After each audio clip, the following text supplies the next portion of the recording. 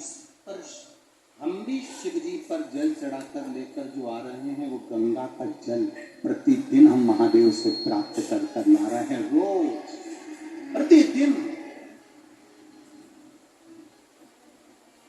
प्रतिदिन हम गंगा का जल लेकर रोज। अब भगवान देवादिदेव महादेव पर चढ़ा हुआ वो जल मंडप पर पड़ा, बुद्धि भी, और बुद्धि जब फिरी संतों का सानिध्य मिला। संतों ने पूछ लिया तुम्हारा नाम क्या? उसने कहा मेरा नाम मंडप है। तुम्हारे पिता का नाम बताना इसलिए नहीं चाहता कि मेरे पिता को सुनकर ये मेरा सम्मान करेंगे, ये मेरी इज्जत करेंगे, कि मेरा सत्संग, मेरा भजन, मेरा कीर्तन छूट जाए।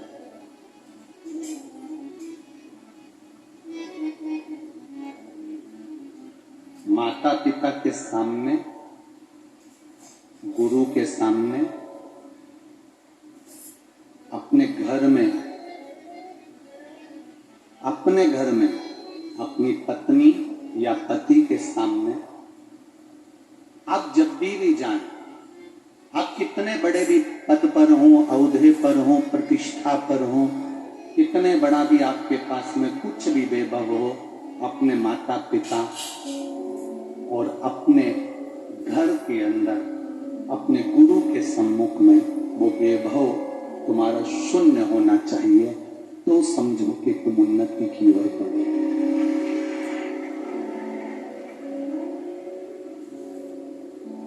चलो एक अंदाजा लगा कर देखिए।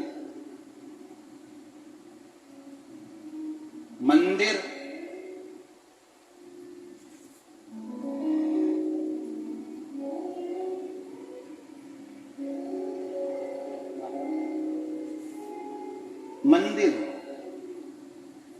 कितना बड़ा बनता?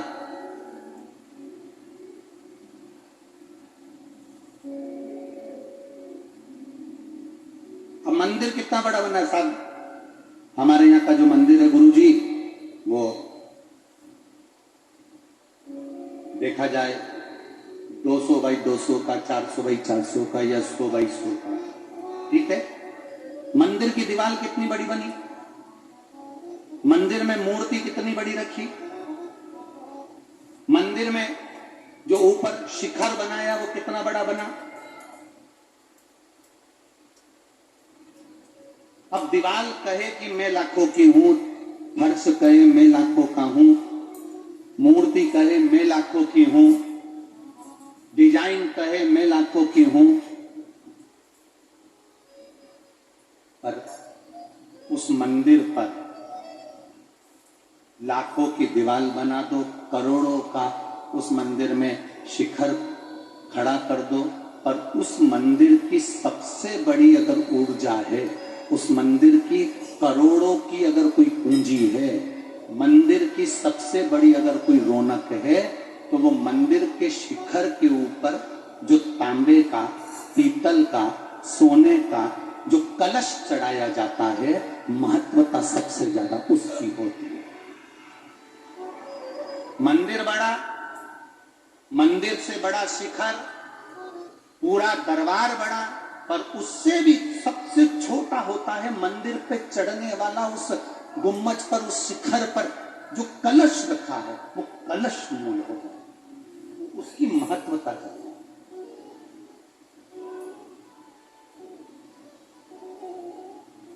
जितने ऊपर बढ़ते जाओ, जितने ऊपर की ओर चढ़ते जाओ, उतने अपने मन से छोटे होते चले जाना।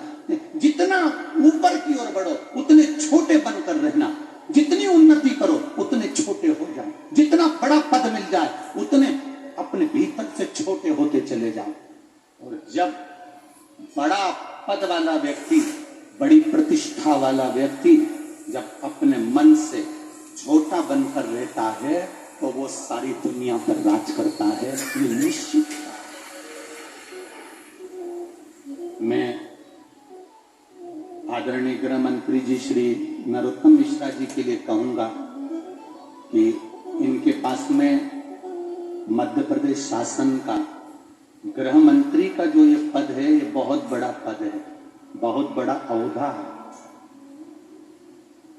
पर खुशी की बात सबसे बड़ी जो देखने को मिलती है कि इतने बड़े औहदे पर होने के बाद भी ये छोटे छोटे सबसे हृदय से मिलते हैं। इसी को उनकी नम्रता और इसी को उनका स्नेह करते हैं। मंदिर बड़ा है, दीवार बड़ी है, शिखर बड़ा है, और उस पे रखने वाला जो छोटा सा कलश बहुत छोटा है।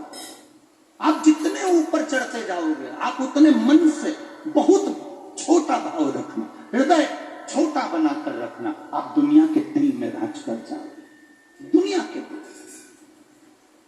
उन्नति पर चढ़ने वाला व्यक्ति जब अपने आप में वो हृदय से छोटा नहीं हो पाता तो फिर वो जिंदगी में कभी तरक्की नहीं करता। कभी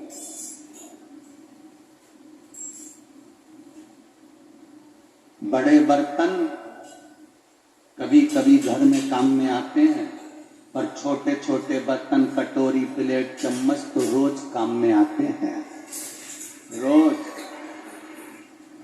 बड़े बड़े कार्यकर्ता तो ये बड़े बड़े कार्यक्रम में दिखते हैं, पर छोटे छोटे बर्तन, छोटे छोटे कार्यकर्ता आगे बढ़कर जब काम करते हैं तब पतिया की शिव महापुराण सफल होती है।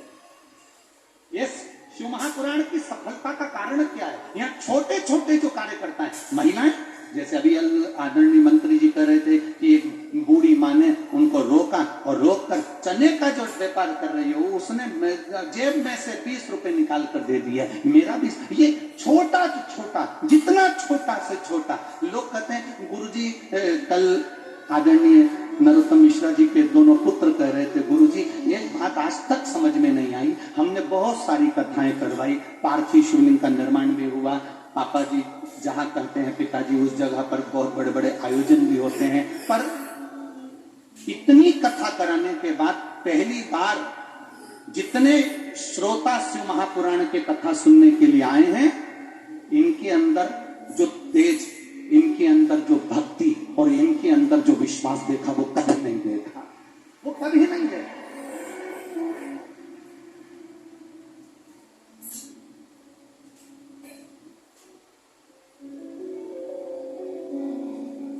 यहाँ पर जितने लोग कथा सुनने आए हैं इसमें बहुत बड़े बड़े करोड़पति भी बैठे हैं, बहुत धनपति भी बैठे हैं, वैभवपति भी बैठे हैं।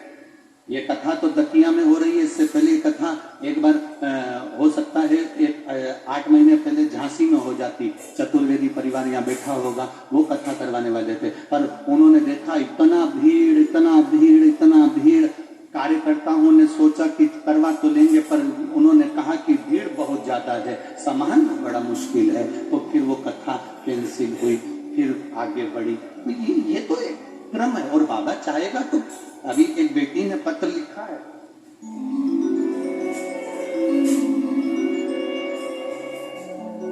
एक बेटी ने पत्र लिखा है, उस बेटी ने लिखा है आदरणीय मंत्री जी को,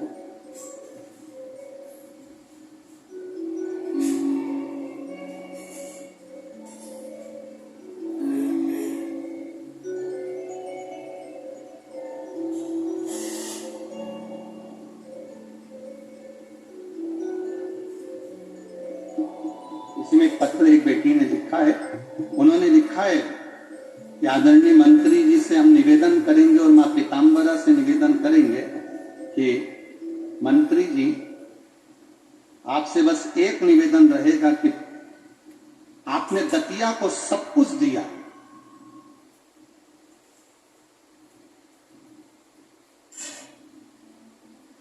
कोमल गावड़ा निवासी ग्वालियर की हूं, आपने दतिया को सब कुछ दिया है, बस एक निवेदन करती हूं, ग्वालियर में गुरुजी को बुलाओ ना बुलाओ, पर दतिया में हर साल बुला लो। इतना अब बेटी का भाव आदरणीय मंत्री जी से कर रही हूं कि ये भाव कहां से लेकर आओगे, ये विश्वास, ये दृढ़ता कहां से लाओ। कोई कम नहीं, सब करोड़पति हैं, सब लखपति हैं, सब वैभवपति हैं, ये शिव महापुराण में कोई सोचे कि कोई सब जिनका कोई कार्य होता होगा वो कथा में जाते होंगे, या भगवान से कुछ मांगना होता होगा वो कथा में जाते होंगे। यहाँ भगवान से कोई मांगने के लिए कथा में नहीं आता, यहाँ तो भगवान को पकड़कर घर ले जाने के लिए लोग कथा में आते हैं।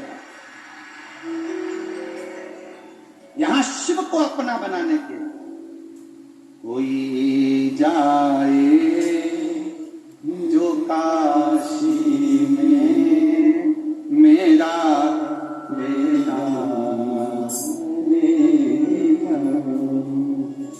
मैं खुद तो आ नहीं सकता, मेरा प्रणा ले जाना, रहना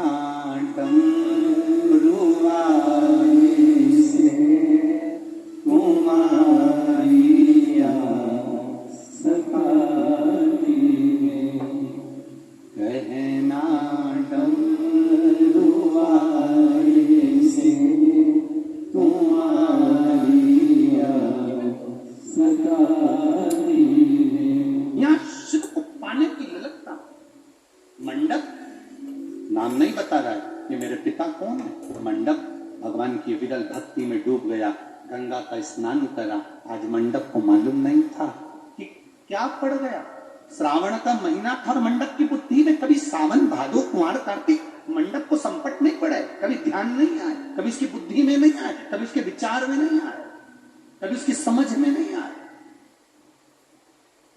हमें भी याद नहीं रहता कि आज सोमवार को शिवरात्रि है, अधिक मास का महीना है, सावन की अधिक मास है, माँ पीताम्बरा का धाम है। हमको भी इतना याद नहीं रहता, पर कभी कभी तिथि अच्छी आती है और भगवान का नाम निकल जाता है तो उसका भी फल मिल जाता है, अनायास अचानक उसका भी रस तत्व हमें प्राप्त हो जाता है।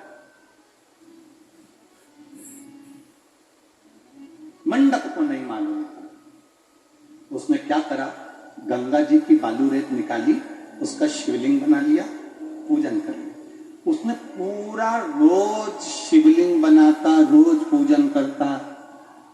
कुछ दिन निकले और काशी अधिपति मेरा विश्वनाथ काशी के मंदिर से बाहर निकला और गंगा के घाट पर मंडप को दर्शन देने के लिए पहुंच गया। मेरा शिव मंडप, मांग तुझे क्या चाहिए। मंडप कहते हैं मुझे कुछ मत दीजिए, बस इतना वर दे दो, जो पार्थिव शिवलिंग का निर्माण करे उसको आपका दर्शन जीवन जी में एक बार जरूर हो जाए, उसकी जीते जी एक बार दर्शन। ये पार्थिव शिवलिंग का ही फल होगा जो दतिया में शिव महापुराण की कथा हुई। ये पार्थिव समय आया, 12 ज्योतिर्लिंग का स्मरण कराया। कुमरुका जी ने चंचुला देवी को, सोमनाथ जी का वर्णन किया, चंद्र को काया रोग से मुक्त कराया। आगे वर्णन आया मल्लिकार्जुन बाबा का, जिन्होंने शिव पार्वती जी